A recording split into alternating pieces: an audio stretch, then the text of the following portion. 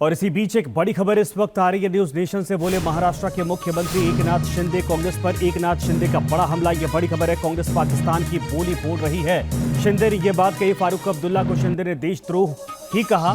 देश की जनता फारूक अब्दुल्ला को बख्शेगी नहीं, यह भी बात कही शिंदे ने।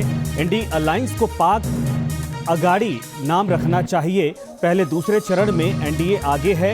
एकनाथ शिंदे की तरफ से यह कहा गया। हम 400 सीटों पर जाएंगे, यानी जीतेंगे, यह भी कहा उन्होंने। तो पूरा इंटरव्यू सुनवाते हैं एकनाथ शिंदे का, क्या कुछ कहा है उन्होंने। महाराष्ट्र में चुनाव तीसरे चरण का हो रहा है, मतदान भी होगा। 7वें चरण तक मुंबई बहुत ही अहमियत रखती है महाराष्ट्र के चुनाव में। एमएमआरए रीजन है, 60 विधानसभा क्षेत्र है, ठाणे कल्याण लोकसभा सीट भी है, कांटे की टक्कर है महाविकास आघाड़ी विरुद्ध महायुति। और इस चुनाव में मुख्यमंत्री एकनाथ शिंदे जो है वो महायुति के चेहरा बनेंगे। महाराष्ट्र में सबसे ज़्यादा कम सोने वाला नेता एकनाथ शिंदे की पहचान है। चुनाव है, चुनाव में तो नींद आती है या नहीं मैं पूछूंगा। एकनाथ शिंदे मेरे साथ है। चुनाव प्रचार बहुत ज़ोरों से है और जो चुनावी रैली आपकी हो रही है, कैसे लग रहा है? पहला हो गया, दूसरा चरण हो गया, अब तीसरा चरण होने जा रहा है। पूरे राज्य में मैं घूम रहा हूँ, प्रचार कर रहा हूँ, सभी के कैंडिडेट के प्रचार में पहुँचने की कोशिश करता हूँ। और पहला चरण और दूसरा चरण जो हुआ वो महायुति के लिए पूरी तरह बढ़त देने वाला, और महायुति को पहले और दूसरे चरण में मेजॉरिटी मिलेगी ऐसा माहौल है।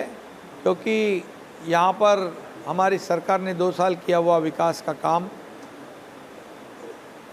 आम आदमी के लिए, किसान हो, महिला हो, युवा हो, सीनियर सिटीज़न हो, सबके लिए जो निर्णय लिए है, योजना बनाई है, वो बहुत ही पॉपुलर योजना है और लोगों को डायरेक्ट उसका फ़ायदा होता है डीबीटी के माध्यम से।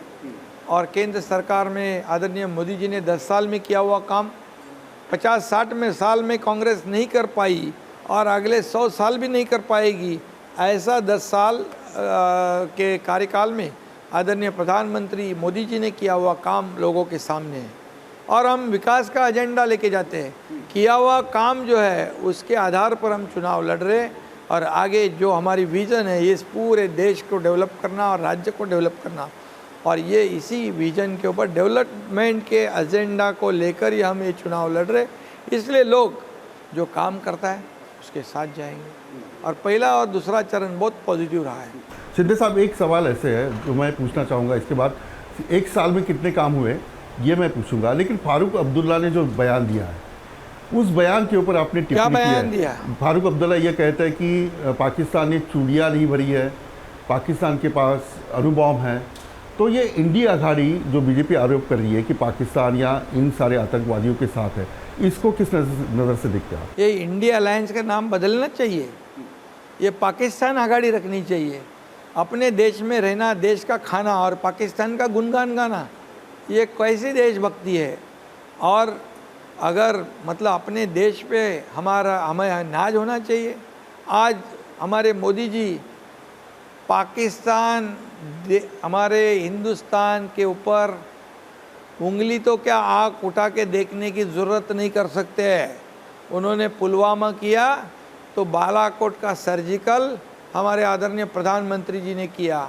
अभी ये भारत मजबूर नहीं है, मजबूत है, आदरणीय मोदी जी जैसे मजबूत नेता के हाथ में है। और इसीलिए आज भारत पूरे दुनिया में आगे बढ़ रहा है। भारत का नाम दुनिया में रोशन हो रहा है। भारत महासत्ता बनने की ओर जा रहे हैं। ये निर्धार और संकल्प आदरणीय मोदी जी ने किया है। और इसलिए पाकिस्तान का गुणगान गाना, पाकिस्तान को मजबूत है करना, कहना, पाकिस्तान के पास अनुभव है ऐसा कहना, ये तो देशद्रोह है। ये क्या फारूक अब्दुल्ला को तो ये देश की जनता बिल्कुल बख्शेगी नहीं, उसको सबक सिखाएगी।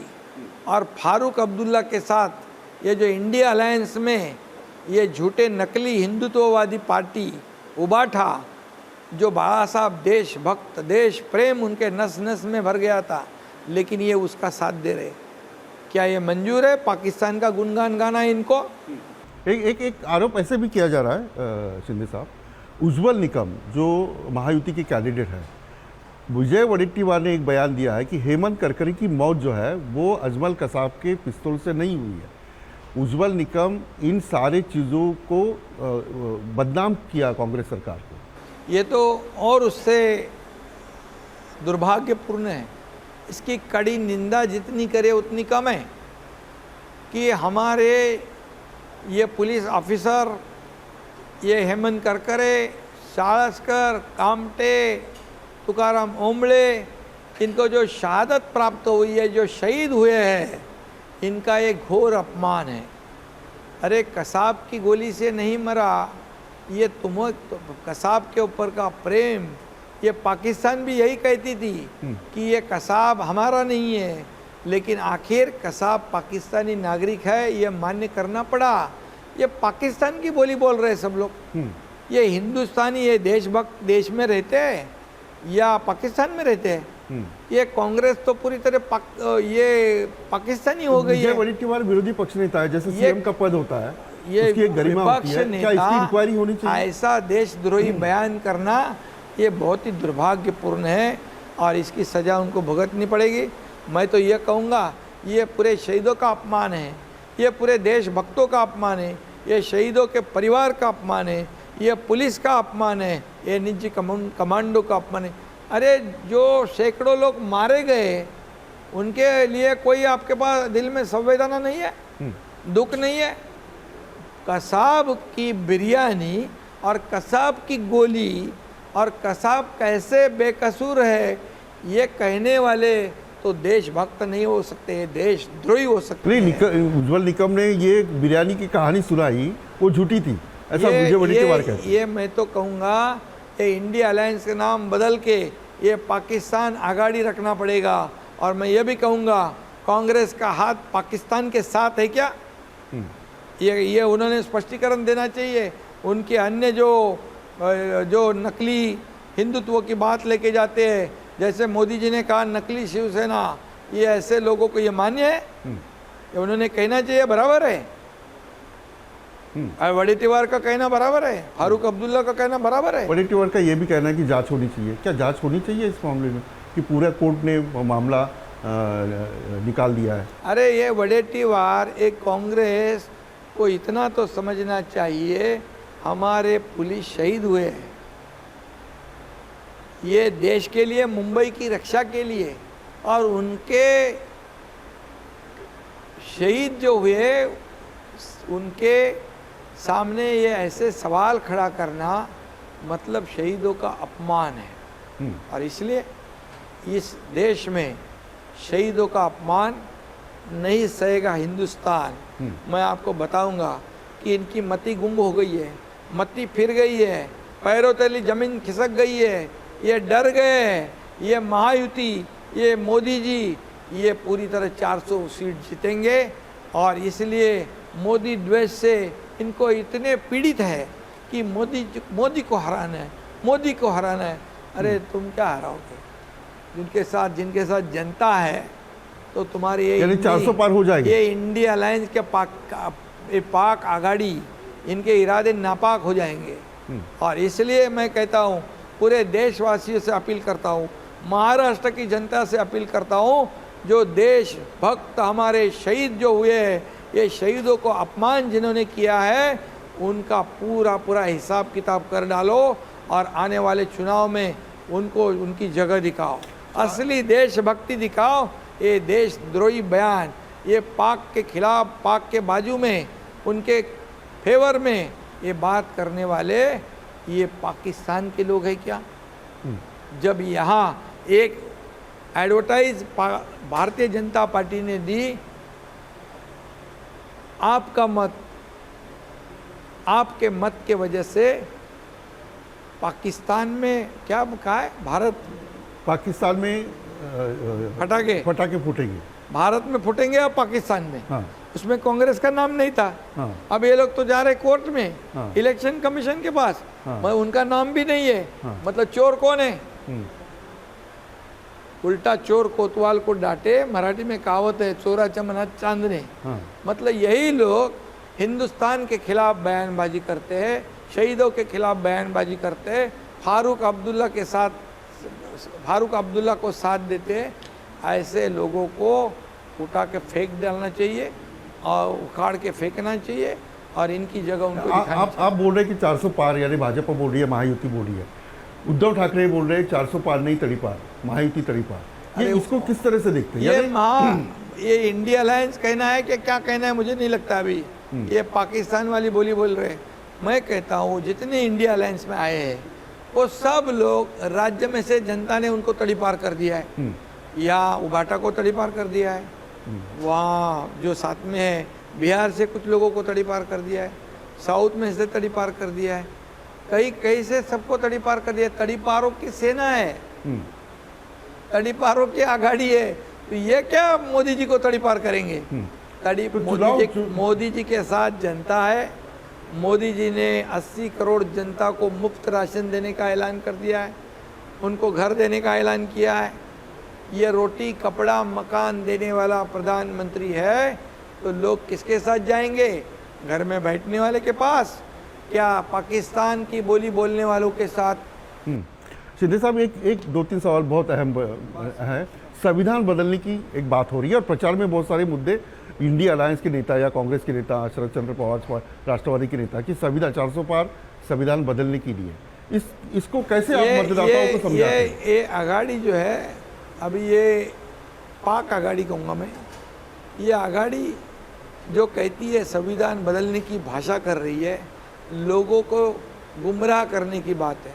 क्योंकि हमने किए हुए काम, राज्य सरकार ने किया हुआ विकास, केंद्र सरकार ने किया हुआ मोदी जी ने विकास, इससे ध्यान हटाने के लिए ये संविधान बदलने की बात इन्होंने की। मैं एक बात पूछता हूँ, बाबा साहेब अम्बेडकर जी को 2 बार किसने हराया? बताओ आप। कांग्रेस ने सपोर्ट नहीं किया था।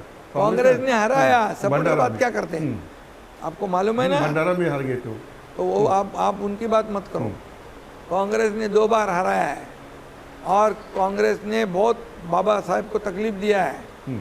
बाबा साहेब की लोकप्रियता उनको खटकती थी और बाबा साहेब ने कहा था कांग्रेस जलता हुआ घर है, इससे दूर रहो। और संविधान दिन किसने मनाया? 50-60 साल भूल गए थे बाबा साहेब को। संविधान दिन आदरणीय मोदी जी ने मनाने का शुरू किया 2015 से। आज लंदन का घर स्मारक बना दिया किसने? मोदी जी ने। दिल्ली का घर स्मारक बना दिया किसने? मोदी जी ने। हिंदू मिल में बड़ा स्मारक इंटरनेशनल लेवल का कौन बना रहा है? महायुति सरकार।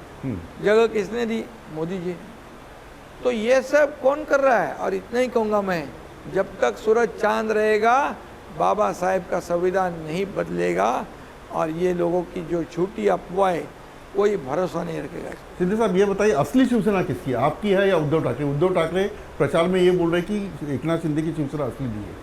अमित शाह बोल रहे कि उद्धव ठाकरे की नकली शिवसेना है।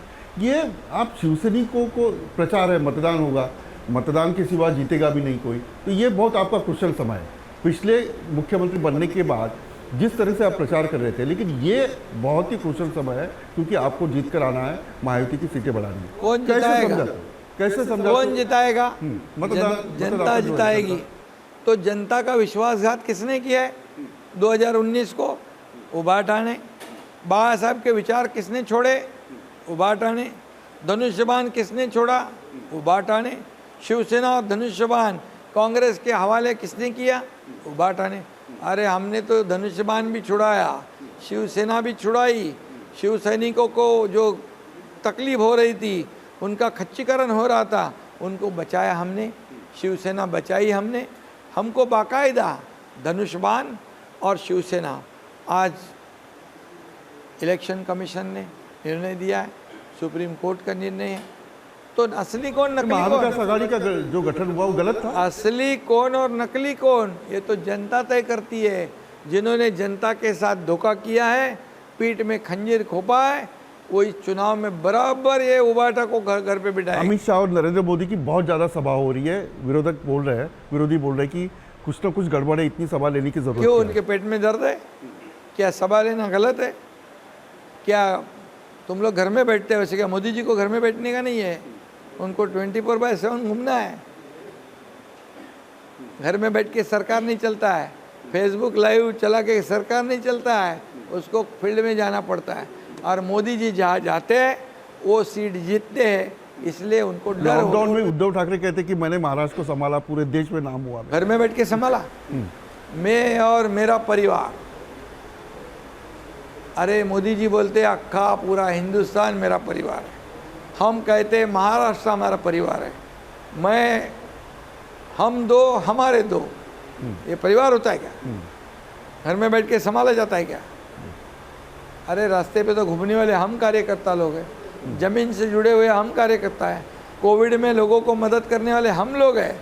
कोविड में तो पैसे बना रहे थे, ये खिचड़ी में। आपने ये भी कहा लंदन और कई प्रॉपर्टी हो, वो सही में आपका मन कर रहा है कि पूरी जानकारी लोगों के सामने रखी जाए? है सब किरीट सोमाया के पास। हाँ, लंदन भी वक्त है, आएगा तो आप भी। लंदन में है, श्रीलंका में है, दुबई में है, सब जगह। हाँ, ये बताइए कितनी इसलिए तो सीटें- बार बार जाते हैं प्रॉपर्टी को हाथ लगाने को।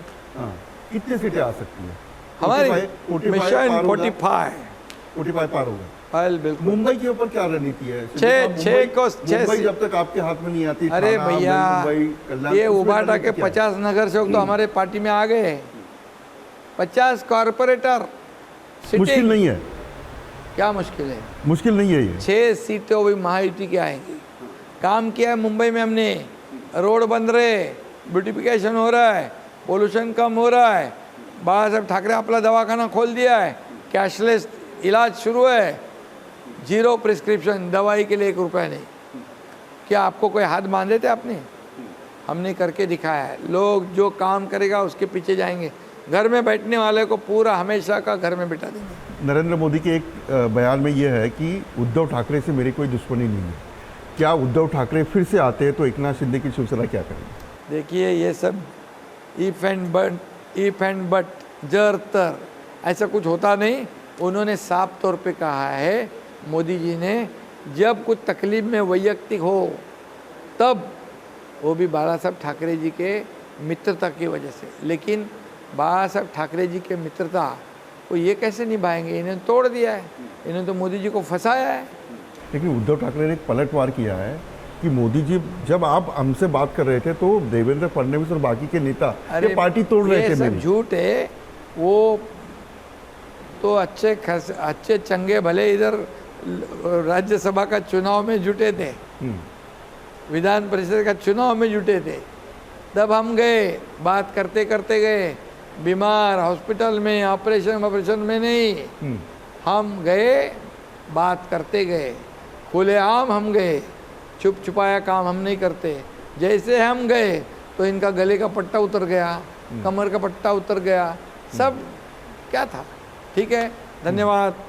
बहुत बहुत शुक्रिया। एकनाथ शिंदे, बहुत बड़ी जिम्मेदारी है क्योंकि मुख्यमंत्री का फेस है, लोकसभा के चुनाव है, उसके बाद विधानसभा के चुनाव। मैं यही रुकता हूँ, आप देखते रहिए न्यूज़ नेशन।